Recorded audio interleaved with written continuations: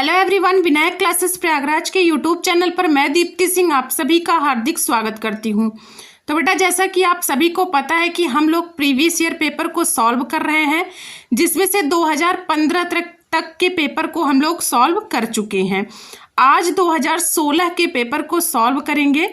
तो जो बच्चे पिछली वीडियो नहीं देखे हैं वो पिछली वीडियो जरूर देख लें। और बेटा, क्लास को स्टार्ट करने से पहले आप लोग क्लास को एक लाइक ज़रूर किया करिए, अपने दोस्तों के पास शेयर ज़रूर किया करिए, और अगर आप इस चैनल पर नए हैं तो चैनल को सब्सक्राइब ज़रूर कर लीजिए। तो चलिए बिना देर किए हुए हम अपने आज की क्लास की शुरुआत करते हैं। तो आज की क्लास का ये रहा हम लोगों का पहला प्रश्न। प्रश्न क्या कह रहा है? प्रश्न कह रहा है कि 14/33, 21/22, 42/55 का म स है। अब आप लोग क्या ध्यान दीजिएगा, जैसे यदि कोई भिन्न हमें दिया हुआ है और प्रश्न में उसका म स पूछ रहा है, तो हम सबसे पहले क्या करेंगे, जो भिन्न दिया है उसके अंश को लिख लेंगे। जैसे 14/33 में अंश 14 है, 21/22 में अंश 21 है, 42/55 में अंश जो है 42 है। अब प्रश्न में हमसे पूछ रहा है म स, तो प्रश्न में जो चीज़ पूछे, यानी अगर म स पूछे तो अंश का हम क्या निकाल लेंगे, अंश का हम म स निकाल लेंगे। प्रश्न में जो पूछेगा संख्याओं का वो हम अंश में निकालेंगे, और हर की जो संख्याएं बचती हैं, यानी हर में देखिए 33, 22 और 55 बच रहा है। अब क्या करेंगे, 33, 22 और 55 का क्या निकालेंगे। अब 33, 22 और 55 का म स नहीं निकालेंगे, 33, 22 और 55 का हम क्या निकालेंगे, ल स निकालेंगे। ये चीज़ आप लोग ध्यान दीजिएगा कि यदि प्रश्न में म स पूछे, यानी जब कोई भिन्न दिया हुआ है और उसका म स पूछे, तो म स हम अंश वाली संख्या का निकालेंगे और हर वाली संख्या का ल स निकालेंगे। ठीक वैसे ही यदि प्रश्न में कोई भिन्न दिया हुआ है और उसका ल स हमसे पूछ रहा है, तो अगर ल स पूछेगा तो अंश का हम लोग ल स निकालेंगे और उस हर का म स निकालेंगे। यानी जो पूछेगा वो चीज़ हम अंश में रखेंगे और बाकी जो बचेगा वो चीज़ हर में रख लेंगे। तो अब यहाँ से देखिए 14, 21 और 42 का ल स क्या आएगा, सॉरी म स कितना आएगा, 7 आएगा। 7 कैसे आएगा? 7 बेटा वह बड़ी से बड़ी संख्या है जो 14, 21 और 42 को काट देगा। 7 से बड़ी कोई ऐसी संख्या नहीं है जो इन तीनों को काट दे।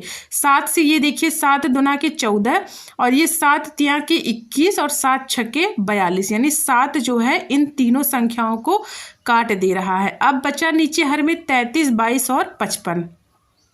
अब यहाँ देखिए ये हो गया 33, 22 और 55। इसका ल स हमें निकालना है। तो ल स कैसे निकलेगा बेटा? ल स देखिए 11 से अगर हम लोग काटें तो ये हो जाएगा 11 तिया के 33, 11 दूना के 22 और 11 पचे 55। अब 3 3 से ही कटेगा, 2 2 से कटेगा, 5 5 से कटेगा। तो अब हम सीधा सीधा गुणा कर लेते हैं। यहाँ देखिए 11 तिया के 33 हो गया, 11 का गुणा 3 में किया, 11 तिया के 33 गुणा 5 दूना के 10। 33 का गुणा जब 10 में करेंगे तो ये कितना आएगा, 330। यानी 33, 22 और 55 का ल स हमारे पास निकल कर कितना आ गया, 330। तो ये जो भिन्न दिया हुआ है इसका म स पूछा है, तो जब म स हम लोग निकाले हैं, यानी इस प्रश्न को सॉल्व किए हैं, तो हमारे पास आंसर कितना आ गया, 7/330। 7/330 किस ऑप्शन में है? ऑप्शन ए में, यानी हमारा ऑप्शन ए जो है वो बिल्कुल सही हो जाएगा। चलिए अगले प्रश्न पे चलते हैं। प्रश्न संख्या 2। दूसरा क्या कह रहा है? अब दूसरा आप लोग ध्यान से देखिएगा। दूसरा कह रहा है कि ₹57 और 75 पैसों का पैसों में मूल्य है। अब या तो हम इसको पैसे में कन्वर्ट कर लें या तो इसको रुपए में कन्वर्ट कर लें। तो ऑप्शन हमें देखिए पैसे में दिया हुआ है, यानी हमें आंसर किस में लाना है, पैसे में लाना है। तो अब हम क्या करेंगे, ये जो 57 रुपया दिया हुआ है इसको हम लोग पैसे में कन्वर्ट कर लेते हैं। अब पैसे में कैसे कन्वर्ट कर लेंगे? आप सभी को पता है, सभी को क्या पता है कि 1 रुपया बराबर क्या होता है, 100 पैसा होता है। 1 रुपये में कितने पैसे होते हैं, 100 पैसे होते हैं। तो 1 रुपया बराबर 100 पैसा, ये हम सभी को पता है।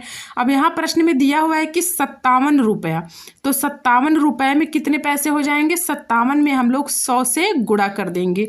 जब 1 रुपये में 100 पैसे हैं तो 57 रुपये में 100 से गुणा कर देंगे, जितना आएगा वही 57 रुपये का पैसा हो जाएगा। यानी ये 5700 आ गया। तो 57 रुपये में कितने पैसे हैं? 5700 पैसे।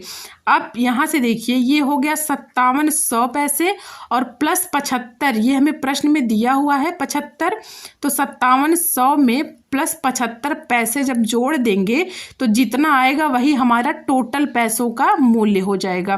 तो 5700 में जब 75 जोड़ेंगे तो ये 5775 हो जाएगा, 5775 पैसे। तो 5775 पैसे किस ऑप्शन में है? ऑप्शन डी में, यानी हमारा ऑप्शन डी जो है वो बिल्कुल सही हो जाएगा। तो चलिए प्रश्न संख्या 3 पर चलते हैं। 3 क्या कह रहा है? 3 देखिएगा, प्रश्न संख्या 3 का जवाब आप लोग दीजिएगा, क्योंकि इस प्रकार के प्रश्न अक्सर पूछ लिए जाते हैं, रीजनिंग में भी पूछे जाते हैं, तो इस प्रश्न का जवाब आप लोग दीजिएगा। प्रश्न संख्या 3 कह रहा है कि वर्ष 2003 का प्रथम दिन बुधवार था।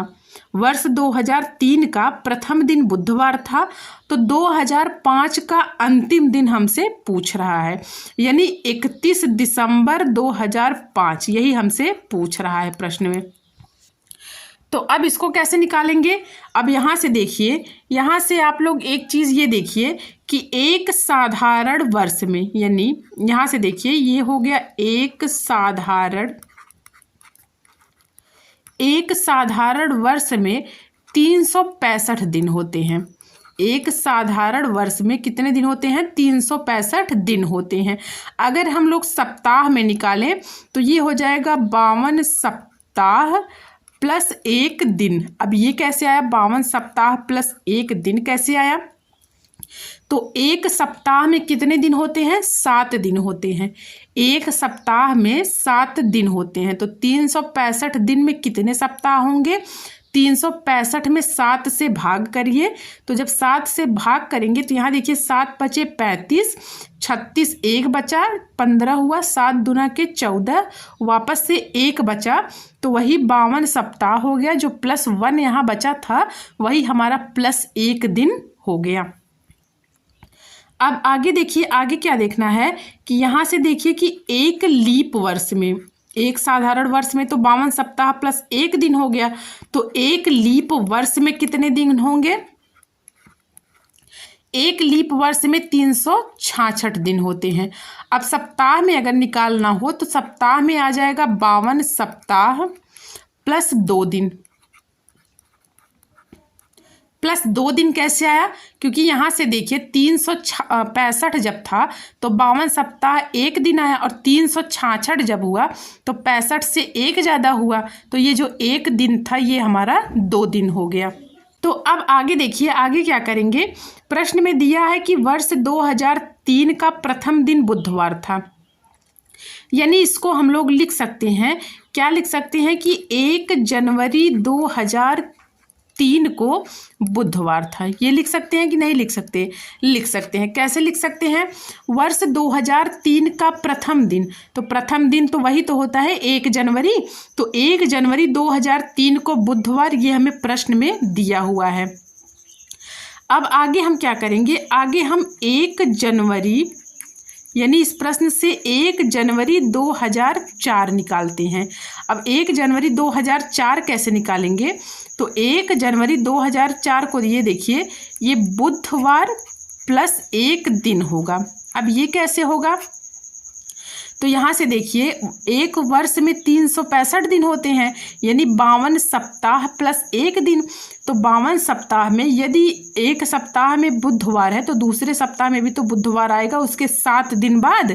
तो बुधवार 1 जनवरी 2003 को था, तो 1 जनवरी 2004 को भी 52 सप्ताह जब कंप्लीट हो जाएगा तो वापस से बुधवार आएगा, लेकिन यहाँ प्लस 1 दिन एक्स्ट्रा है, तो बुधवार में हम लोग प्लस 1 दिन जब जोड़ देंगे तो बुधवार के बाद कौन सा दिन आ जाएगा? बृहस्पतिवार, यानी इसको हम गुरुवार, बृहस्पतिवार को गुरुवार भी कहते हैं। तो 1 जनवरी 2004 को कौन सा दिन हो जाएगा? गुरुवार हो जाएगा। अब क्या करेंगे? अब वापस से 1 जनवरी 2005 निकालते हैं। 1 जनवरी 2005 कैसे निकालेंगे? 1 जनवरी 2004 को गुरुवार था, तो गुरुवार लिख लेंगे, यानी 52 सप्ताह बाद वापस से गुरुवार आएगा, तो गुरुवार लिख लेंगे।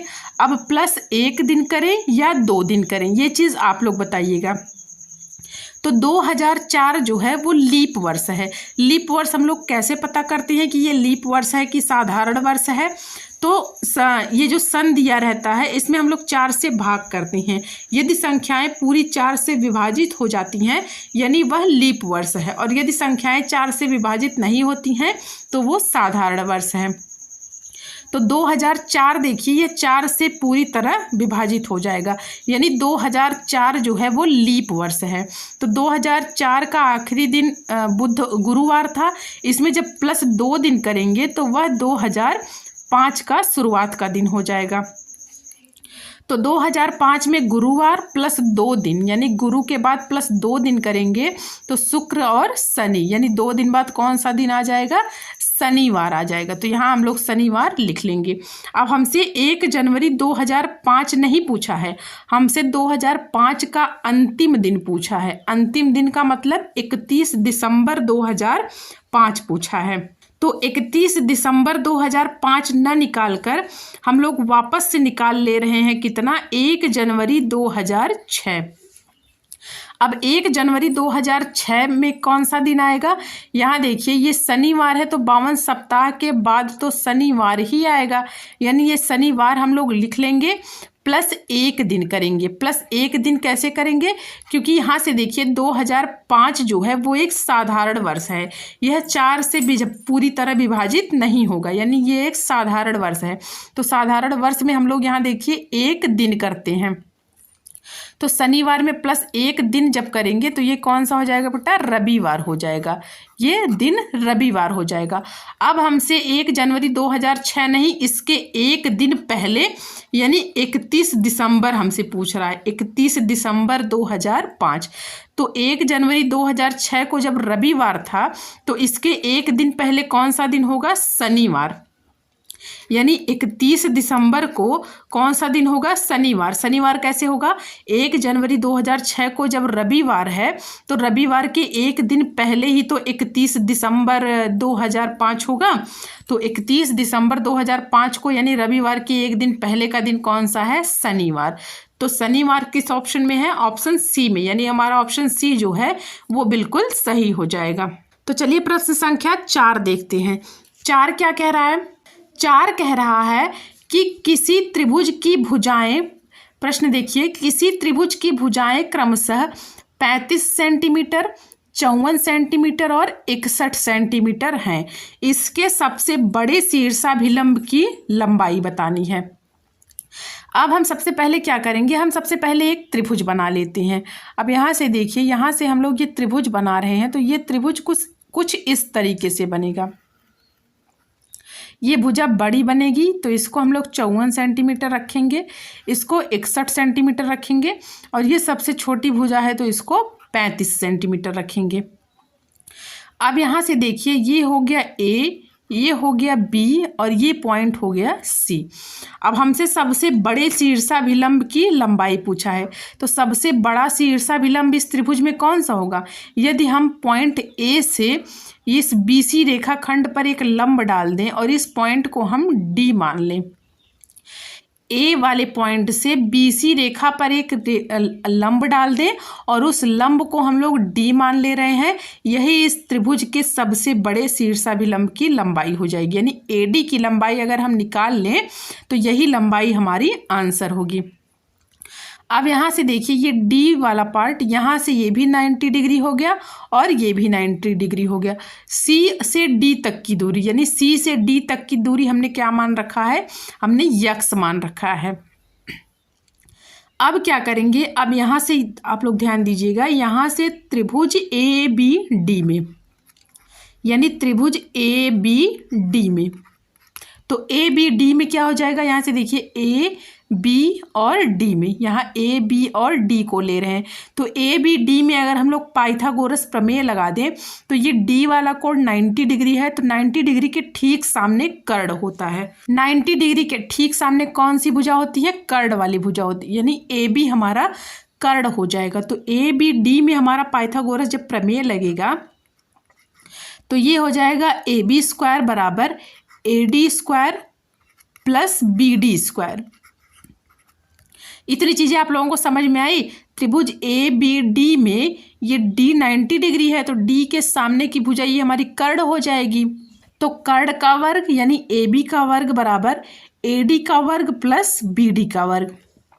अब इसके आगे क्या करेंगे, अब यहाँ से देखिए ये चीज़ हम लोग लिख सकते हैं कि नहीं, ये A B square minus B D square, minus B D square कैसे आया, इस बी डी का हम लोग पक्षांतर कर लिए, तो बी डी प्लस में है, इसका पक्षांतर माइनस में हो जाएगा, और ए डी स्क्वायर बराबर है तो ए डी स्क्वायर बराबर लिख देंगे। अब क्या करेंगे, अब यहाँ से ए डी स्क्वायर बराबर क्या होगा, यानी इस ए डी को हम लोग अगर इधर ले चले आए तो यहाँ से A B minus B D square है, तो ए बी की वैल्यू हमें दी हुई है 61 सेंटीमीटर दी हुई है, तो ए बी का स्क्वायर है यानी 61 का स्क्वायर हो जाएगा। अब यहाँ से बी डी की वैल्यू हमें निकालनी है, हमें यानी इस बी से डी तक की दूरी की वैल्यू निकालनी है। तो यहाँ से देखिए बी से सी तक की दूरी कितनी है, 35 सेंटीमीटर। यह प्रश्न में दिया हुआ है, बी से सी तक की दूरी 35 सेंटीमीटर है और सी से डी की दूरी यक्स सेंटीमीटर हमने मान रखा है। तो अगर हम लोग इन पूरी दूरी में से यानी बी सी में से सी डी माइनस कर दें तो हमारा बी डी आ जाएगा कि नहीं आ जाएगा। अगर हम लोग बी सी में से सी डी निकाल दें तो हमें बी डी मिल जाएगा कि नहीं मिल जाएगा, मिल जाएगा। तो बस अब वही चीज़ हम यहाँ कर रहे हैं, बी डी के स्थान पर हम लोग क्या लिख देंगे, यानी बी सी का स्क्वायर माइनस यक्स, 35 में से अगर यक्स घटा देंगे तो हमारी बी डी की वैल्यू आ जाएगी। अब इसे हम लोग समीकरण 1 मान ले रहे हैं। अब समीकरण 1 मानने के बाद क्या करेंगे, अब आगे दूसरे त्रिभुज में चल रहे हैं। दूसरे त्रिभुज में कैसे चलेंगे, दूसरा त्रिभुज कौन सा है, ए सी डी में, यानी त्रिभुज ए सी डी में अगर हम लोग चलें, यानी ये त्रिभुज ए सी और डी, इस त्रिभुज में अगर चलें तो डी 90 डिग्री है, तो 90 डिग्री के सामने ये ए सी वाली है भुजा, ये ए सी हमारा कर्ण हो जाएगा, यानी ये हो जाएगा ए सी का स्क्वायर बराबर ए डी का स्क्वायर प्लस डी सी का स्क्वायर। तो ए सी का स्क्वायर यानी अब यहाँ से देखिए ये A C square minus D C square बराबर ए डी स्क्वायर, ये लिख सकते हैं कि नहीं लिख सकते, इस डी सी का हम लोग पक्षांतर कर दिए। अब वापस से वही काम करेंगे, ए डी स्क्वायर बराबर यहाँ से ए सी स्क्वायर, तो ए सी स्क्वायर हमारा देखिए प्रश्न में कितना दिया है 54 सेंटीमीटर, तो ए सी के स्थान पर 54 रख लेंगे माइनस डी सी, डी से सी तक की दूरी हमारी कितनी है, यक्स, ये हमने मान रखी है। अब ये हम समीकरण 2 मान ले रहे हैं। यहाँ से मुझे समीकरण 1 मिला, यहाँ से मुझे समीकरण 2 मिला। अब हम लोग क्या करेंगे, अब समीकरण 1 और 2 देखिए, तो समीकरण 1 में भी बाएं पक्ष में ए डी स्क्वायर है और समीकरण 2 में भी बाएं पक्ष में ए डी स्क्वायर है, यानी समीकरण 1 और 2 का बायां पक्ष हम लोगों का बराबर है। तो जब बायां पक्ष बराबर है तो दाहिना पक्ष भी बराबर होगा। तो अब हम लोग समीकरण 1 और 2 से, यानी 1 और 2 से क्या करेंगे, बायां पक्ष हमारा बराबर है तो हम दाहिना पक्ष भी बराबर कर लेंगे। तो दाहिने पक्ष में है 61 का स्क्वायर माइनस 35 माइनस यक्स का होल स्क्वायर, यह बराबर किसके हो जाएगा, 54 का स्क्वायर माइनस यक्स के स्क्वायर से। अब यहाँ से देखिए ये हो गया 61 का स्क्वायर माइनस, अब ये a माइनस बी का होल स्क्वायर हो जाएगा। तो a माइनस बी के होल स्क्वायर का फॉर्मूला क्या होता है, a स्क्वायर यानी 35 का स्क्वायर प्लस बी स्क्वायर होता है, प्लस बी स्क्वायर का मतलब प्लस यक्स का स्क्वायर माइनस 2ab, तो 2 हो गया, a का 35 हो गया और b के स्थान पर यक्स हो गया। ये चीज़ें आप लोग समझ गए होंगे, ये a माइनस बी का होल स्क्वायर, इस फॉर्मूले से मैंने इसको विस्तार कर दिया है। अब वापस बराबर 54 का स्क्वायर माइनस यक्स का स्क्वायर है, तो इसको ऐसे ही लिख लेंगे। अब क्या करेंगे, अब यहाँ से देखिए ये 61 का स्क्वायर यानी ये 61 का स्क्वायर हो गया माइनस, अब ये 35 का स्क्वायर हो गया। अब यहाँ देखिएगा, मैंने आपको बताया कि यदि ब्रैकेट के बाहर माइनस का चिन्ह लगा हो तो ब्रैकेट के अंदर के सारे चिन्ह बदल जाते हैं। तो ब्रैकेट के बाहर माइनस है तो 35 देखिए माइनस में हो गया। अब यहाँ से यक्स स्क्वायर जो है वो भी माइनस में हो जाएगा, तो ये हो गया माइनस यक्स का स्क्वायर। अब ये -2 है तो ये प्लस में हो जाएगा, यानी ब्रैकेट के बाहर माइनस है तो ये अंदर माइनस है तो माइनस से माइनस प्लस हो जाएगा। अब यहाँ से 35 का गुणा जब 2 में करेंगे तो 35 दूना के 70 यक्स हो गया। यह बराबर किसकी हो गया, 54 का स्क्वायर माइनस यक्स के स्क्वायर से। अब यहाँ से देखिए यक्स स्क्वायर से यक्स स्क्वायर कट गया, बचा कितना। अब बचने को क्या बचा, यहाँ से देखिए ये हो गया 70 यक्स बराबर, यहाँ से देखिए ये 70 यक्स बराबर ये 54 स्क्वायर तो ऐसे ही लिख लेंगे, 54 का स्क्वायर इसको तो ऐसे ही लिख लेंगे। यहाँ से देखिए 70 यक्स बराबर ये 54 का स्क्वायर है ही, इसको ऐसे लिख लेंगे।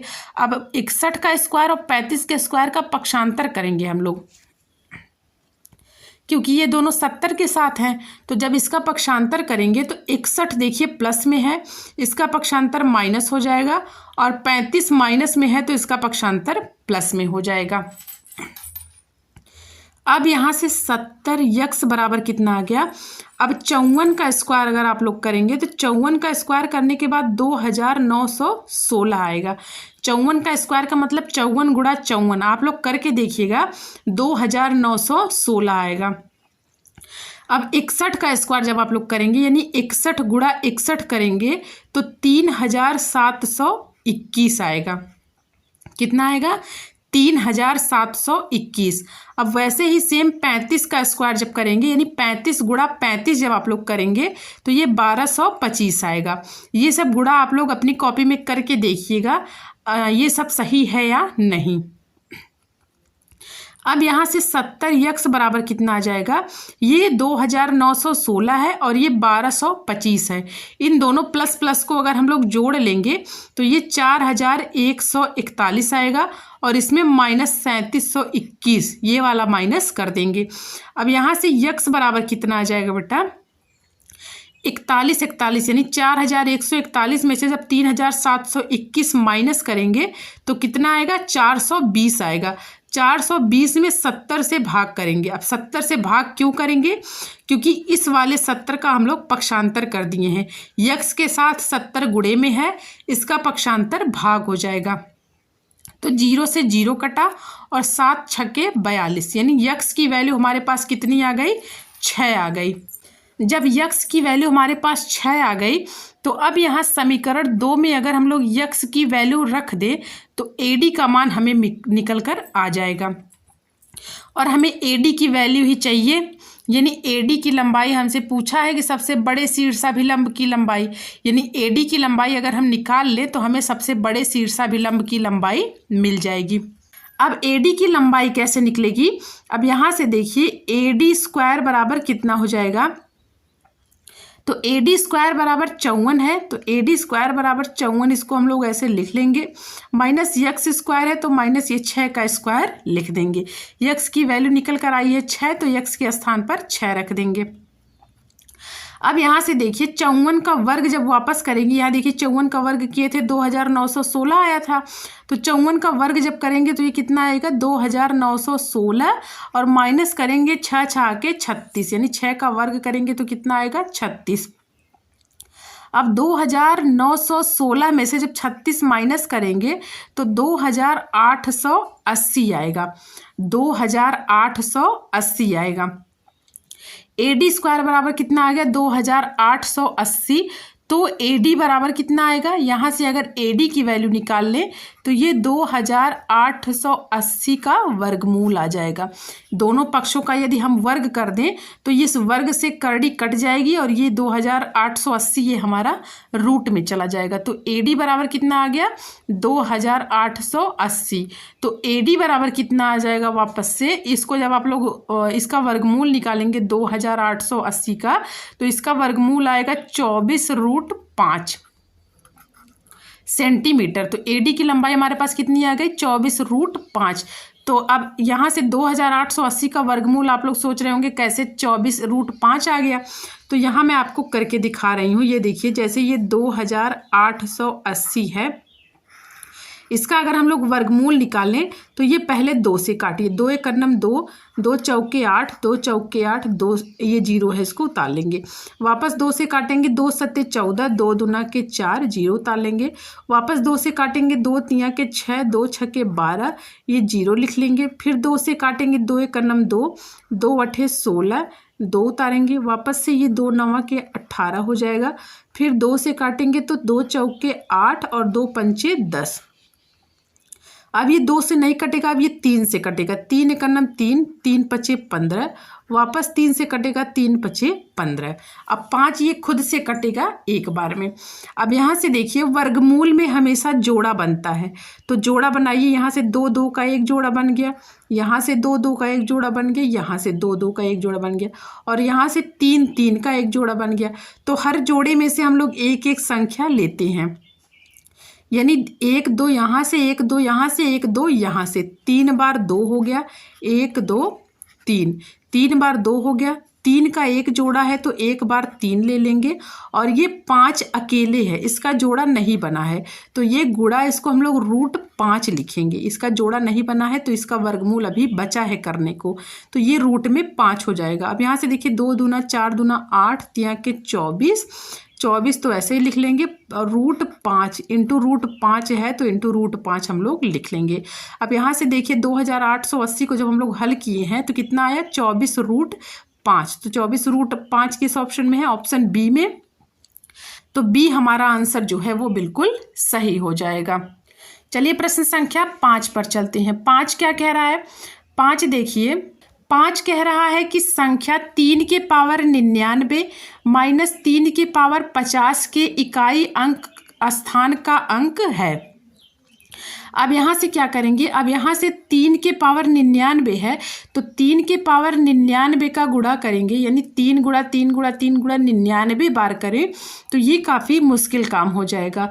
इसको करते करते आपकी एक नहीं 2 परीक्षाएं ख़त्म हो जाएंगी, तब भी मुझे लगता है इतनी जल्दी इसका आंसर नहीं आएगा। मान लीजिए 3 के पावर 99, यानी 3 तो संख्याएं छोटी हैं, अगर इस प्रकार से बड़ी बड़ी संख्याएं दी हुई हैं तब तो और भी मुश्किल काम हो जाएगा। तो हम लोग इतना मुश्किल क्यों ही करें, इस प्रश्न को ऐसे सॉल्व कर लें, यानी घात में हम लोग 4 से भाग कर दे रहे हैं। अब आप लोग कहेंगे कि 4 से ही भाग क्यों करें, क्यों किसी और संख्या से भाग नहीं कर सकते? तो अगर कोई संख्या का, यदि कोई संख्या दी हुई है और उस संख्या का हम लोग उसी संख्या में गुणा करें, यानी 3 गुणा 3 गुणा 3 99 बार है, यानी 3 3 का गुणा हम लोग बार बार कर रहे हैं, तो हर 4 अंक के बाद इकाई का अंक रिपीट होता है। तो इकाई का अंक जब रिपीट होता है हर 4 अंक के बाद, तो इतना गुणा करने से अच्छा है हम लोग डायरेक्ट 4 से भाग ना करते। तो वही ये 4 है जिससे मैं भाग कर रही हूँ। तो यहाँ से देखिए, ये हो गया 4 दूना के 8, 1 बचा, 4 चौक के 16, यहाँ से कितना बचा, 3 बचा। अब 3 के पावर हम लोग क्या लिखेंगे, 3 लिखेंगे, यानी घात में 4 से भाग करेंगे, जो शेषफल आएगा संख्या के घात पर हम लोग वही अंक लिख देंगे। तो ये 3 के पावर 3 हो गया, बीच में माइनस है, माइनस लगा देंगे। अब वापस 3 के पावर 50 है, अब 3 के पावर 50 भी न लिखकर हम क्या करेंगे, वापस 50 में 4 से भाग करेंगे, 4 एक कर्नम 4, 1 बचा, 4 दूना के 8, तो यहाँ कितना बचा, 2 बचा। शेषफल कितना बचा, 2 बचा, यानी इस 3 के पावर कितना शेषफल आ जाएगा, 2 आ जाएगा। अब 3 तिया 9 तिया 27 हो गया, माइनस 9 हो गया। अब यहाँ से 27 में से 9 घटाने की ज़रूरत नहीं है, ये 7 माइनस 9 कर दीजिए, यानी सिर्फ इकाई का अंक हमसे पूछा है तो इकाई का अंक लेकर बाकी संख्याओं को छोड़ दीजिए। अब यहाँ से देखिए, अब यह आंसर हमारे पास निकल कर आ गया -2। माइनस में आंसर आएगा नहीं, यानी माइनस में तो आंसर आएगा नहीं, और आंसर हमारा ये प्रश्न हल करने के बाद आ जा रहा है -2। अब इसको पॉजिटिव बनाने के लिए हम क्या करेंगे, इसको पॉजिटिव बनाने के लिए 10 में से -2 कर देंगे, यानी जो संख्याएं आती हैं उसमें से 10 में से वो संख्याएं हम माइनस कर देते हैं। तो ये 8 आ गया, यानी हमारा आंसर तो 8 मिल गया। लेकिन अब आप लोग सोच रहे होंगे कि ये 10 कहाँ से आ गया, यानी ये 2 जो है माइनस में, ये हम 10 में से क्यों माइनस कर रहे हैं। अब यहाँ देखिए, जैसे ये 4, 2, 6 कोई संख्याएं हैं और यहाँ से 8 कोई संख्या है। मान लीजिए इस 6 में से 8 को हमें घटाना है, तो 6 में से 8 तो जाएगा नहीं, इस 2 से हमें उधार लेना पड़ेगा। तो 2 से जब हम लोग उधार लेंगे तो यह 10 उधार देता है। यानी अगर आप लोग पिछली वाली संख्या से उधार लेते हैं तो ये 10 के रूप में देता है ना, तभी तो ये संख्याएं 16 बनती हैं। जैसे ये 16 बन रही है, तो ये जब 10 उधार दिया तभी तो ये 16 बना। यानी संख्याएं जब पीछे से हम लोग उधार लेते हैं तो वो 10 के रूप में होता है। तो इसीलिए वही 10 है ये जो मैं लिखी हूँ। ये जो 3 का गुणा यानी 99 बार और 50 बार जब करेंगे तो माइनस करते समय ऊपर ये एक अंक के बाद दूसरा अंक दहाई सैकड़ा तो आएगा ही। तो वहीं से हम लोग ये 10 उधार ले रहे हैं और वही 10 मेरा यहाँ पर है। इसी 10 में से इस -2 को जब हम लोग माइनस कर देंगे, जो आंसर आएगा वही हमारा इकाई का अंक हो जाएगा। तो 8 हमारा इकाई का अंक जो है वो बिल्कुल सही हो जाएगा। तो चलिए प्रश्न संख्या 6 पर चलते हैं। 6 क्या कह रहा है? 6 कह रहा है कि 138 अंश के संपूरक का कोटि पूरक है। अब सबसे पहले आप लोग ये जानिए कि संपूरक कोण और कोटिपूरक कोण क्या होता है। तो संपूरक और कोटिपूरक मैंने आपको कई बार बताया हुआ है। आप लोग कमेंट करके बताइए कि कोटिपूरक कोण और संपूरक कोण किसे कहते हैं। तो समपूरक कोण किन्हीं दो कोणों का योग 90 डिग्री हो, यानी किन्हीं 2 कोणों का योग 90 अंश हो, तो वो हमारा कोटिपूरक कोण होता है। और किन्हीं 2 कोणों का योग 180 अंश हो तो वो हमारा संपूरक कोण होता है। कोटिपूरक कोण क्या होता है? किन्हीं 2 कोणों का योग 90 डिग्री हो तो वो हमारा कोटिपूरक कोण हो जाएगा। और किन्हीं 2 कोणों का योग 180 अंश हो तो वो हमारा संपूरक कोण हो जाएगा। अब यहाँ प्रश्न में कह रहा है कि 138 का संपूरक, यानी 138 का संपूरक यदि आप लोग निकालना चाहें, 138 का संपूरक कोण, तो 180 में से माइनस कर दीजिए 138, वही हमारा संपूरक कोण आ जाएगा। तो 180 में से जब 138 माइनस करेंगे तो कितना आएगा? 42 अंश। अब ये 42 अंश यहाँ ऑप्शन में देखकर तुरंत टिक मत कर दीजिएगा कि 42 तो हमारा आ गया, 42 ऑप्शन में भी है तो 42 अंश ही सही हो जाएगा। नहीं, अभी हम लोग सिर्फ आधे प्रश्न को सॉल्व किए हैं। 138 के संपूरक कोण की बात तक किए हैं, अभी कोटिपूरक तक नहीं पहुँचे हैं। तो 138 का संपूरक जब हम लोग निकाले तो कितना आया? 42 अंश। अब इस 42 का, यानी ये जो 42 अंश आया है, इसका हमें कोटिपूरक कोण निकालना है। 142 का कोटिपूरक कोण जब निकालेंगे तो कोटिपूरक कोण किन्हीं 2 कोणों का योग 90 डिग्री होता है। तो 90 में से जब 42 माइनस करेंगे तो ये कितना आ जाएगा? 48 आ जाएगा। यानी 138 का संपूरक 42 अंश आया और 42 का कोटिपूरक 90 में से जब 42 माइनस करेंगे तो इसका कोटिपूरक कोण आया कितना? 48 अंश। अब हमारा प्रश्न कंप्लीट हो गया, यानी कोटिपूरक तक हम पहुंच गए, हमारा प्रश्न कंप्लीट हो गया। तो 48 अंश हमारा आंसर आया है। 48 किस ऑप्शन में है? ऑप्शन बी में, यानी हमारा ऑप्शन बी जो है वो बिल्कुल सही हो जाएगा। तो चलिए प्रश्न संख्या 7 पर चलते हैं। 7 क्या कह रहा है? प्रश्न संख्या 7 कह रहा है, यहाँ से देखिए, 7 कह रहा है कि 2 संख्याओं का योगफल तथा गुणनफल क्रमशः 11 और 18 हैं, तब इन संख्याओं के व्युत्क्रमों का योग बताना है। अब हम सबसे पहले क्या मान ले रहे हैं? हम सबसे पहले मान ले रहे हैं कि वह संख्याएं x और y हैं। हमने मान लिया कि वह संख्याएं x और y हैं। अब प्रश्न में हमें दिया है कि उनका योगफल का मतलब होता है जोड़, यानी दोनों संख्याओं का योगफल x + y = 11 दिया हुआ है। और x y का मतलब इनका गुणनफल दिया है, तो गुणनफल मतलब x गुणा के y, यह प्रश्न में दिया हुआ है 18। अब आगे प्रश्न में कह रहा है कि इनके व्युत्क्रमों का योग। व्युत्क्रम का मतलब क्या होता है? उल्टा। योग का मतलब होता है जोड़।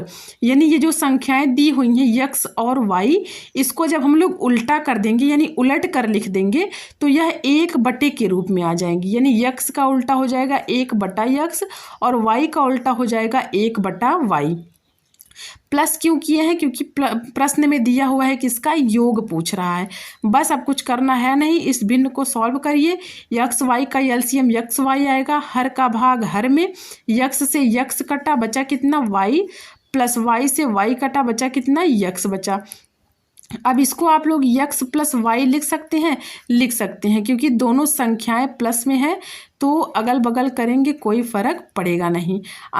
हर में यक्स वाई है तो हर में यक्स वाई लिख देंगे।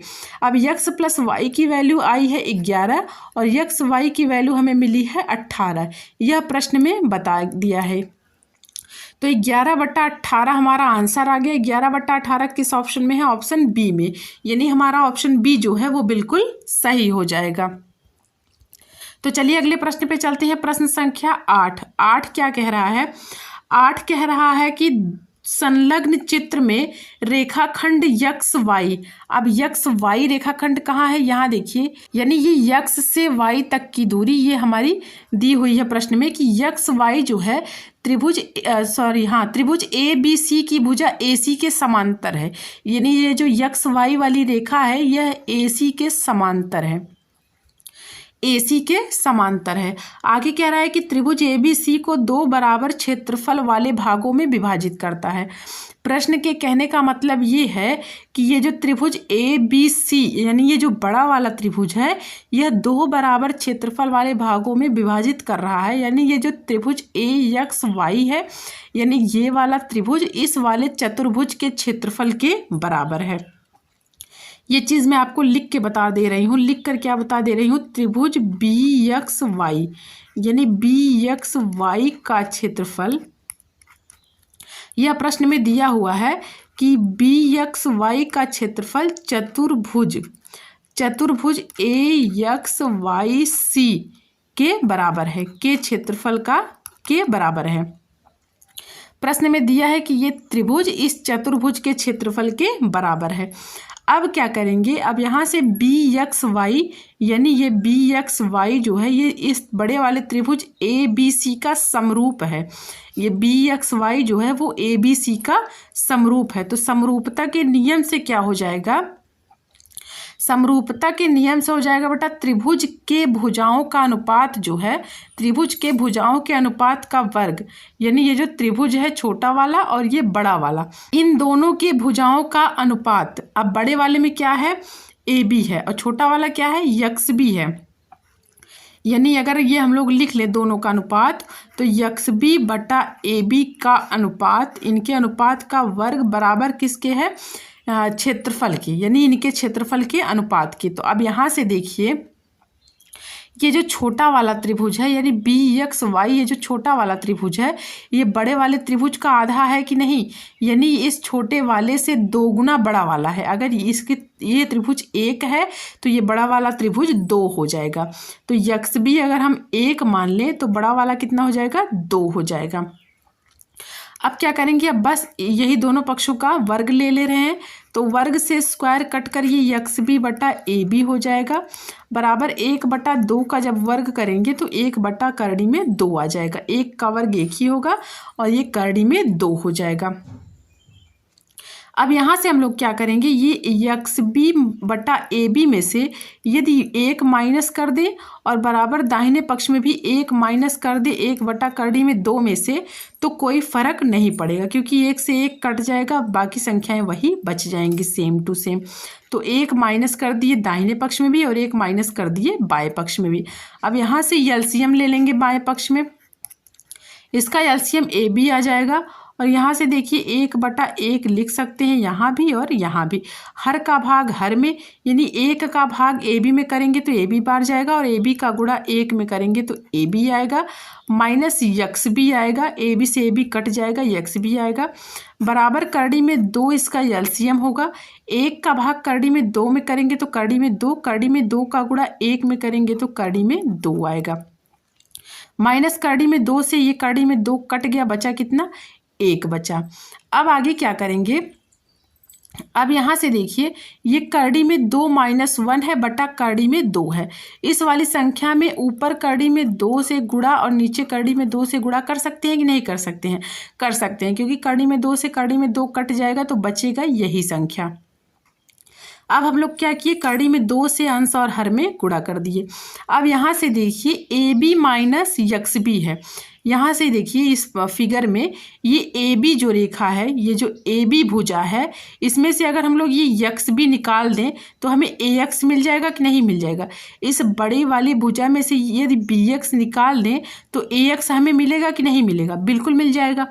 तो AB माइनस यक्स बी के स्थान पर कौन सा हो जाएगा, AX हो जाएगा। बटा AB है तो बटा AB ऐसे ही लिख देंगे। अब यहाँ से देखिए करड़ी में 2 - 1 का गुणा करड़ी में 2 में होगा, तो करड़ी में 2 का गुणा जब करड़ी में 2 में करेंगे तो करड़ी में 4 आएगा, और 4 को जब करड़ी से बाहर निकालेंगे तो कितना आएगा, 2 आएगा। माइनस है, माइनस लगा देंगे। करड़ी में 2 का गुणा जब 1 में करेंगे तो ये करड़ी में 2 आएगा बटा। अब यहाँ से वापस से देखिए करड़ी में 2 गुणा करड़ी में 2 करेंगे तो करड़ी में 4 आएगा, और 4 को करड़ी से बाहर निकालेंगे तो कितना आएगा, 2 आएगा। अब बटे को हम लोग अनुपात में लिख सकते हैं और अनुपात को हम लोग बटे में लिख सकते हैं, तो इसको AX अनुपात AB लिख सकते हैं, बिल्कुल लिख सकते हैं। अब जब AX अनुपात AB लिख दिए तो यहाँ से 2 माइनस करड़ी में 2 और अनुपात 2, अनुपात को हम लोग बटे में भी लिख सकते हैं और जो बटे में संख्याएं हैं उसको अनुपात में लिख सकते हैं। तो AX अनुपात AB का अनुपात कितना आ गया, 2 माइनस करड़ी में 2 अनुपात 2। ये किस ऑप्शन में है, ऑप्शन A में, यानी हमारा ऑप्शन A जो है वो बिल्कुल सही हो जाएगा। अगला प्रश्न, प्रश्न संख्या 9 पर चलते हैं। अब 9 देखिए, 9 क्या कह रहा है, 9 कह रहा है कि 1/3 के पावर -1 माइनस 1/4 के पावर -1 की होल पावर -1 है, इसका मान बताना है। अब यहाँ से देखिए अगर हमें यहाँ से अगर 1/a की पावर -m लिखा होता है तो ये कितना आ जाता है, a पावर m। ये फॉर्मूला आप लोगों को पता है। यदि संख्याओं की घात माइनस में हो तो अगर वो संख्याएं हम पलट देंगे तो संख्याएं हमारी पॉजिटिव हो जाती हैं, यानी धनात्मक हो जाती हैं। तो ये 1/3 के पावर -1 है, अगर ये संख्या हम लोग पलट कर 3/1 कर दें तो इसके पावर ये प्लस में 1 आ जाएगा। ऐसे ही 1/4 को यदि हम लोग 4/1 यानी इस भिन्न को पलट दें तो ये संख्याएं 1 पॉजिटिव में आ जाएंगी। इसके होल की पावर -1 है तो होल पावर -1 लगा देंगे। अब यहाँ से देखिए ये 3/1 को 3 लिख सकते हैं, पावर 1 का मतलब कुछ है ही नहीं, और 4/1 को 4 लिख सकते हैं, इसके पावर में -1 है तो ये वाला -1 इसको लगा देंगे। अब यहाँ से देखिए 3 में से 4 घटाएंगे तो 1 आएगा। बड़ी वाली संख्या 4 है तो 4 के साथ माइनस है तो माइनस लगकर ये माइनस पावर 1 हो जाएगा। अब आगे क्या करेंगे, अब -1 की पावर -1 है, इस 1 को यानी जब इसको भी हम लोग पलट देंगे, यानी 1/-1 कर दें तो इसकी पावर ये प्लस में 1 आ जाएगा। कैसे आएगा, यहाँ से a की पावर -1 का मतलब होता है 1/a, तो यहाँ से -1, ये -1 की पावर जब -1 है तो अगर इसको हम 1/-1 कर दें तो ये वाली घात पॉजिटिव हो जाएगी। अब 1/1 का मतलब 1 हुआ, माइनस है तो माइनस लगा देंगे, पावर 1 का मतलब हुआ कि एक ही बार गुणा करेंगे तो 1 ही आएगा। तो -1 हमारा आया, -1 किस ऑप्शन में है, ऑप्शन A में, यानी हमारा ऑप्शन A जो है वो बिल्कुल सही हो जाएगा। तो प्रश्न संख्या 10 पर चलते हैं। 10 क्या कह रहा है, 10 कह रहा है कि यदि 31x5 9 का अपवर्त्य है जहां यक्ष एक संख्या है तो यक्ष का मान बताना है। अब इस प्रश्न को हल करने के लिए हमें क्या करना होगा, हमें 9 से विभाज्यता का नियम जानना होगा। ये प्रश्न में दिया है ना कि ये जो संख्याएं दी हुई हैं ये 9 का अपवर्त्य हैं। और 9 से विभाज्यता का नियम क्या कहता है? 9 से विभाज्यता का नियम कहता है कि संख्याओं का योग 9 से विभक्त हो जाए, यानी जो संख्या दी हुई है उनका योग 9 से विभक्त हो जाए। जैसे ये 31x5 दिया है तो ये 3 + 1 + x + 5 जो है ये 9 से कट जाए तो यह संख्याएं 9 से पूर्णतः विभाजित हो जाएंगी। तो अब यहाँ से देखिए ये 3 1 4 4 5 9, यानी ये तो 9 से कट जाएगा, बचेगा x बटा 9। अब 9 से तो 9 कट ही जाएगा। अब x की जगह कौन सी संख्या रखें जो 9 से कट जाए? तो 1 तो 9 से कटेगा नहीं, 3 9 से कटेगा नहीं, 6 9 से कटेगा नहीं, 9 से कौन सी संख्या कटेगी? 9 कटेगी। यानी x के स्थान पर अगर 9 रख दें तो 9 9 18 हो जाएगा बटा 9। ये देखिए 9 दूना के 18, ये 9 से कट गया, यानी हमारा आंसर कौन सा आ गया? 9। 9 किस ऑप्शन में है? ऑप्शन डी में। तो ऑप्शन डी हमारा बिल्कुल सही हो जाएगा। प्रश्न संख्या 11 पर चलते हैं। 11 क्या कह रहा है? अब 11 वाला जवाब आप लोग दीजिएगा, क्योंकि 11 वाले सवाल, ये 11 प्रश्न जो है इस टाइप के सवाल मैं आपको करा चुकी हूँ, तो इसका जवाब आप लोग दीजिएगा। सवाल बहुत ही आसान है, देखने में बहुत थोड़ा सा भले ही कठिन लग रहा है लेकिन है बहुत ही आसान। अब इसमें क्या करेंगे? अब यहाँ देखिए, यदि दो भिन्नों का गुणनफल 14 बटा के 15 तथा उनका भागफल 35 बटा के 24 है तो इनमें से बड़ी भिन्न हमें बतानी है।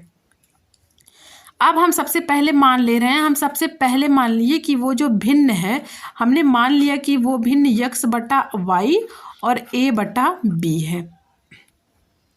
प्रश्न में दो भिन्न कह रहा है, तो दो भिन्न में हमने एक भिन्न मान लिया x बटा y और दूसरा भिन्न मान लिया a बटा b। अब क्या कह रहे हैं? अब देखिए प्रश्न क्या कह रहा है।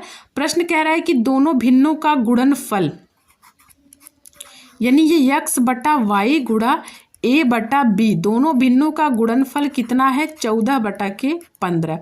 ये समीकरण 1 मान ले रहे हैं। और आगे दिया है कि दोनों भिन्नों का भागफल, यानी x y भाग में देना है a b बराबर कितना है? 35 बटा के 24। ये हमें प्रश्न में दिया हुआ है। अब यहाँ से देखिए ये x बटा y हो गया। इस भाग को जब हम लोग गुणा में लिखना चाहें तो भाग गुणा का प्रतिलोम होता है, यानी इस भाग को जब गुणा में लिखेंगे तो ये a बटा b पलट कर b बटा a हो जाएगा। भाग गुणा का प्रतिलोम होता है, यानी भाग को अगर हम लोग गुणा में लिखेंगे तो संख्याएं पलट जाती हैं। ये जो a बटा b है वो b बटा a हो जाएगा। ये समीकरण 2 मान ले रहे हैं।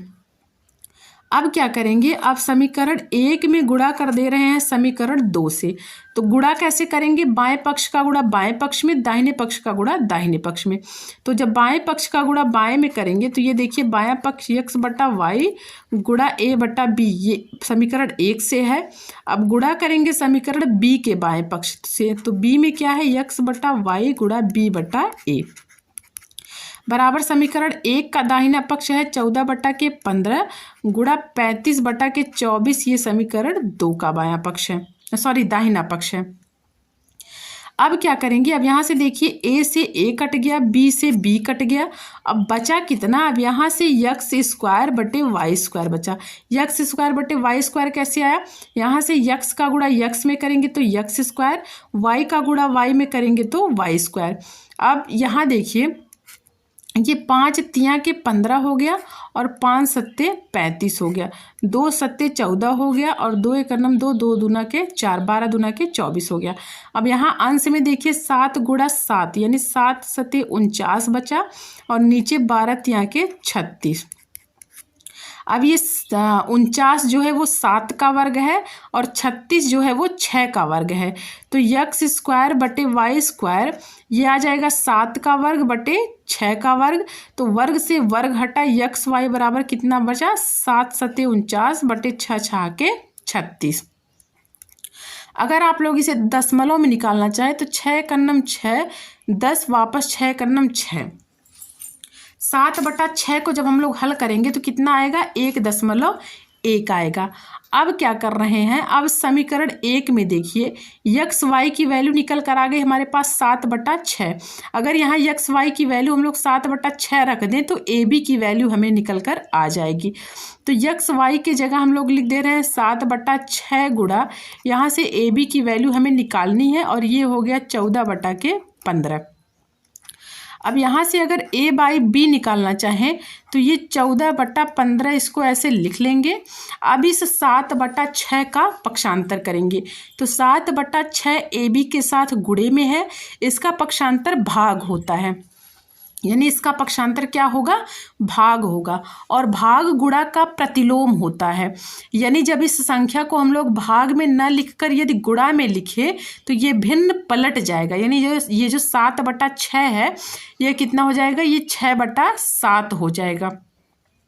अब बस कुछ करना है नहीं, ये हो गया 7 दूना के 14 और ये 3 दूना के 6, 3 पचे 15, यानी ए बी की वैल्यू हमारे पास कितनी निकल कर आ गई, 2 दूना 4 और नीचे 5। इसको जब दशमलव में निकालेंगे तो 0.5 अट्ठे 40, 0.8 आ गया।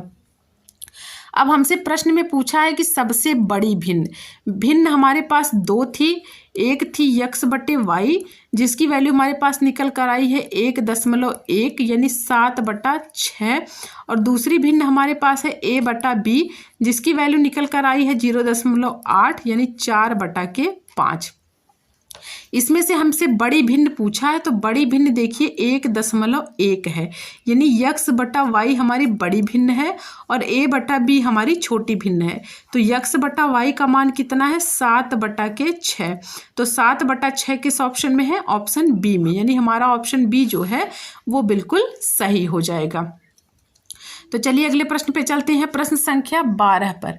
12 देखिए 12 क्या कह रहा है, प्रश्न संख्या 12 कह रहा है कि दिए गए चित्र में कितने वर्ग हैं। अब यहाँ से देखिए ये वर्ग, ये मैं आपको साफ साफ इधर बना देती हूँ। ये देखिए ये वर्ग दिया हुआ है, ये 1 2 3 यहाँ से हो गया, 1 2 3 यहाँ से हो गया, यही हमारा वर्ग दिया हुआ है और प्रश्न में पूछ रहा है कि कितने वर्ग हैं। अगर आप लोग ये वर्ग एक एक गिनना चाहें तो अभी तो मान लीजिए ये छोटा है, आप लोग गिन भी लेंगे, लेकिन 1-2 वर्ग गलती से ज़रूर छूट जाएगा। तो इसके लिए आसान उपाय क्या है, बहुत ही सरल है, तरीका अच्छा है, ध्यान दीजिएगा। यहाँ से देखिए, यहाँ से गिनना शुरू करेंगे, ये हो गया 1 2 3, यानी इधर से भी 3 और 1 2 3 इधर से भी 3, यानी इस साइड से गिनेंगे तो भी देखिए 1 2 3, इस साइड से गिनेंगे तो भी 1 2 3। तो हम सबसे पहले क्या करेंगे, हम सबसे पहले 3 का वर्ग कर लेंगे। अब आगे प्लस करेंगे, प्लस में क्या करेंगे, अब दूसरे वर्ग में आएंगे तो यहाँ से 1 हो गया और ये 2 हो गया, इधर से भी देखिए ये 1 हुआ, ये 2 हुआ, यानी इधर से भी 1 2 और इधर से भी 1 2। तो 2 तक जब हम लोग पहुँचे हैं तो ये 2 का वर्ग हो जाएगा, प्लस 1 बॉक्स बचा है तो यहाँ पर लास्ट में 1 का वर्ग हो जाएगा। जब हमें वर्गों की संख्या निकालनी हो तो इधर से चलेंगे 1 2 3, इधर से आएंगे 1 2 3, तो 3 का वर्ग, प्लस यहाँ से चलेंगे 1 2, इधर से भी आएंगे तो 1 2, यानी 2 का वर्ग, प्लस 1 बचा है तो प्लस 1 का वर्ग। अब यहाँ से देखिए ये 3 3 के 9 प्लस 2 दूना के 4 प्लस 1, यानी 9 1 10, 10 4 14। तो 14 किस ऑप्शन में है, ऑप्शन डी में, यानी हमारा ऑप्शन डी जो है वो बिल्कुल सही हो जाएगा। तो चलिए अगले प्रश्न पे चलते हैं, प्रश्न संख्या 13 पर। 13 क्या कह रहा है, अब 13 आप लोग ध्यान से देखिएगा। 13 कह रहा है कि निम्नलिखित में कौन सबसे बड़ी संख्या है। अब संख्याएं बहुत छोटी छोटी हैं, चलिए हम लोग दशमलव में निकाल लेते हैं। यदि संख्याएं बड़ी दी हुई हैं तो ये बड़ी संख्या छोटी संख्या कैसे निकलती है, ये मैं अपने पिछले वीडियो में बहुत ही डिटेल तरीके से बताई हूँ। इन दोनों का अंश और हर के अंतर का एलसीएम लेते हैं, उसके बाद इस भिन्न में सब गुणा करते हैं तो बहुत ही आसानी से निकल जाती हैं। यानी कितनी भी बड़ी संख्याएं दी हुई हैं, बड़ी और छोटी संख्याएं आप लोग आसानी से निकाल सकते हैं। तो पिछली वीडियो आप लोग ज़रूर देखिएगा, क्योंकि पिछली वीडियो में बेटा बहुत ही इंपॉर्टेंट क्वेश्चंस मैं रखी हूँ। जितने भी प्रैक्टिस सेट हैं आप लोग एग्ज़ाम से पहले ज़रूर देख लीजिएगा। तो 13वां प्रश्न कह रहा है कि सबसे बड़ी संख्या हमें चाहिए। अब यहाँ से देखिए, सबसे पहले ये 3/2 लेते हैं, तो 3/2 में जब भाग देंगे तो 2 × 2 और ये 2 × 10। अब यहाँ से 4/3 ले रहे हैं, तो 3 × 3, 3 × 9, 3 × 9 हो गया। अब आगे है 5/6, तो ये हो गया 0.6 × 48 और 6 18, 6 × 18, ये इतना आ गया। अब आगे आ गया 9/7, तो 9/7 में जब भाग करेंगे तो 7 × 7 हो गया, 2 बचा और 7 दूना के 14, 7 × 21 क्योंकि ज़्यादा हो जाएगा, 7 दूना के 14 और 7 9 के 63, ये हुआ। अब यहाँ से देखिए 3/2 का मान हमारे पास निकल कर आ गया 1.5, 4/3 का मान हमारे पास निकल कर आ गया 1.33, 5/6 बराबर हुआ 0.83 और 9/7 हुआ 1.29। अब इन सब में देखा जाए तो सबसे बड़ा ये है 1.5 सबसे बड़ी संख्या है। तो 1.5 किसकी वैल्यू आई है? 3/2 का। तो सबसे बड़ी भिन्न हमारी कौन सी हो जाएगी? 3/2, क्योंकि 3/2 का मान सबसे ज़्यादा आया है। तो 3/2 किस ऑप्शन में है? ऑप्शन डी में, यानी हमारा ऑप्शन डी जो है वो बिल्कुल सही हो जाएगा। तो चलिए अगले प्रश्न पे चलते हैं, प्रश्न संख्या 14 पर। 14 क्या कह रहा है? 14 कह रहा है कि यदि 9 की पावर 2x - 1 बराबर 2 की पावर 5 - 5 हो तो x का मान बताना है। अब ये सवाल देखिए, ये सवाल बहुत ही आसान है। अब इस प्रश्न तक कितने बच्चे आए हैं वो हमें कमेंट करके ज़रूर बताइएगा। कमेंट में यस लिखिएगा अगर आप 14 नंबर प्रश्न तक आ गए हैं तो, क्योंकि बेटा कुछ बच्चे ऐसे होंगे जो अभी तक क्लास छोड़कर चले गए होंगे, क्योंकि मैथ जो है सबको अच्छी नहीं लगती। ये जिसको आती है वो पढ़ते हैं, जिनको नहीं आती वो प्रयास नहीं करते हैं, वो भागते रहते हैं। तो भागिए मत, प्रयास कीजिए, प्रैक्टिस कीजिए। मैथ बहुत ही आसान है, बहुत ही जल्दी समझ में आती है। बस ध्यान क्या देना है? प्रैक्टिस लगातार करिए, मैथ से भागिए मत। अगर आपको कोई भी सवाल एक बार में समझ में नहीं आ रहा है तो आप उसको 2 बार 3 बार देखिए, लेकिन अपने मन में ये बना लीजिए कि हमें इस सवाल को समझना है तो समझना है। तो आप लोग 14 का आंसर दीजिएगा कमेंट बॉक्स में। 14 प्रश्न कह रहा है कि 9 की पावर 2x - 1। अब इस 9 को हम लोग 3 के पावर 3 लिख सकते हैं कि नहीं लिख सकते हैं? लिख सकते हैं। कैसे लिख सकते हैं? क्योंकि 3 के पावर 2 का मतलब हुआ 3 गुणा के 3, तो 3 तिया के 9 हो गया, तो हमारा 9 मिल गया। अब इसके पावर 2x - 1 है तो इसको ऐसे ही लिख देंगे। अब 2 की पावर 5 का मतलब हो गया 32, 2 दूना के 4 दूना के 8 दूना के 16 दूना के 32। 2 की पावर 5 का मतलब 2 गुणा 2 गुणा 5 बार। -5 है तो -5 ऐसे लिख देंगे। अब यहाँ से देखिए 32 में से 5 घटाएंगे तो कितना आएगा? 27 आएगा। इसको मैं यही डायरेक्ट लिख दे रही हूँ। 32 में से 5 माइनस कर दी हूँ तो कितना आ गया? 27। अब यहाँ देखिए आप लोगों को ये फॉर्मूला पता होगा कि a की पावर m की पावर n अगर हो तो बराबर कितने आता है? a power m into n, यानी घात के ऊपर घात जब हो तो घातों का आपस में गुणा हो जाता है। सेम चीज़ वही यहाँ करनी है। घात के ऊपर घात, यानी 3 के पावर 2 है, उसके पावर 2x - 1 है, यानी इस 2 का गुणा 2x - 1 में हो जाएगा। तो ये हो गया 2 दूना के 4x - 2 का गुणा 1 में करेंगे तो 2 आ जाएगा। अब इस 27 को हम लोग 3 के पावर 3 लिख सकते हैं कि नहीं लिख सकते हैं? लिख सकते हैं। कैसे?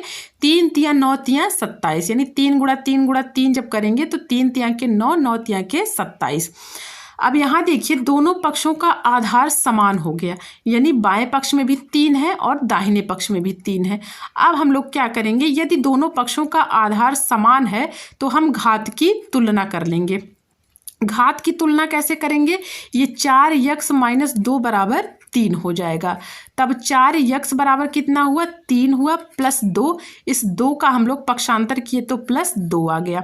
अब 4x बराबर 3 2 5 आ गया और x बराबर ये 5/4 आ गया। इस 4 का हम लोग पक्षांतर कर दीजिए, 4x के साथ गुणे में है, इसका पक्षांतर भाग हो गया। तो x की वैल्यू हमारे पास निकल कर कितनी आ गई? 5/4। तो 5/4 किस ऑप्शन में है? ऑप्शन डी में, यानी हमारा ऑप्शन डी जो है वो बिल्कुल सही हो जाएगा। तो चलिए अगले प्रश्न पे चलते हैं, प्रश्न संख्या 15 पर। 15 क्या कह रहा है? प्रश्न संख्या 15 कह रहा है कि गणित सार संग्रह के लेखक हैं। गणित सार संग्रह के लेखक हैं। तो बेटा गणित सार संग्रह के लेखक कौन है? महावीराचार्य हैं। गणित सार संग्रह के लेखक कौन है? महावीराचार्य हैं। अब आगे क्या देखिए, ये गणित सार संग्रह जो है इस ग्रंथ को, यानी ये जो गणित सार संग्रह नामक ग्रंथ है, इस ग्रंथ को ये पातुलूरी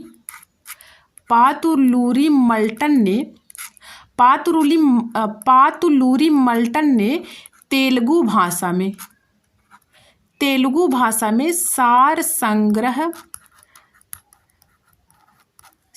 संग्रह गणितम नाम से अनुवाद किया है।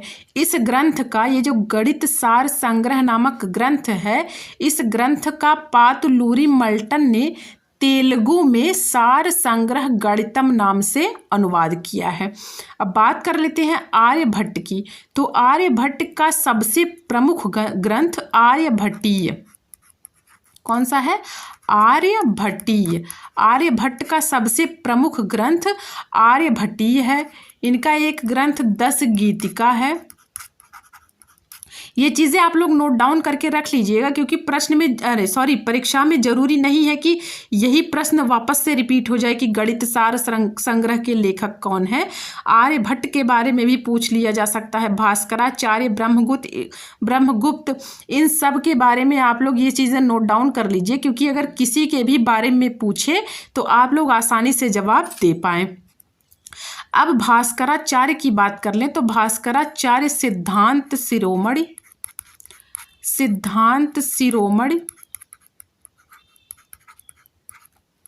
लीलावती बीजगणित,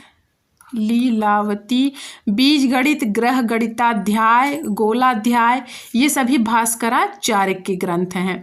और आखिरी में बचते हैं ब्रह्मगुप्त जी। तो ब्रह्मगुप्त का एक नियम है, इनका सबसे प्रमुख योगदान बेटा शून्य को एक स्वतंत्र संख्या, यानी ये जो शून्य है, शून्य को एक स्वतंत्र संख्या के रूप में स्थापित करना और इसके अंकगणितीय नियमों को परिभाषित करना, यह ब्रह्मगुप्त का सबसे प्रमुख योगदान रहा है। ब्रह्मगुप्त का सबसे प्रमुख योगदान क्या रहा है? शून्य को एक स्वतंत्र संख्या के रूप में स्थापित करना और इसके अंकगणितीय नियमों को परिभाषित करना। इनके प्रमुख ग्रंथ कौन कौन से हैं? इनके प्रमुख ग्रंथ ब्रह्म स्फुट सिद्धांत और खंड खाद्यक इनके प्रमुख ग्रंथ हैं ब्रह्मगुप्त जी के। तो गणित सार संग्रह हमसे प्रश्न में पूछा है, तो इसके लेखक कौन हो जाएंगे? महावीराचार्य। तो आज हम लोग 15 प्रश्न को हल किए हैं। 15 में से आप लोग बताइएगा कि आप लोग कितने प्रश्नों के जवाब सही दे पाए हैं। कमेंट करिएगा ईमानदारी से, झूठे मत लिख दीजिएगा कि हम लोग 14 प्रश्न हल कर लिए। नहीं, ईमानदारी से जितने प्रश्न आप लोग सही कर पाए हैं उतने ही लिखिएगा।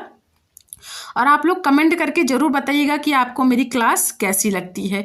यदि आपको मेरी क्लास अच्छी लगती है तो क्लास को एक लाइक ज़रूर किया करिए और अपने दोस्तों के पास जो यूपी टेट की तैयारी कर रहे हैं उनके पास वीडियो ज़रूर भेजा करिए, क्योंकि उनकी भी हेल्प हो जाए।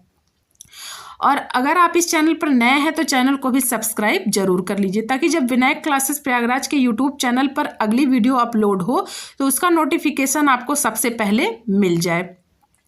तो कैसी रही क्लास बेटा, कमेंट करके ज़रूर बताइएगा। तो आज के लिए इतना ही, मिलती हूँ एक नई क्लास में एक नई जानकारी के साथ। आप सभी का बहुत बहुत धन्यवाद।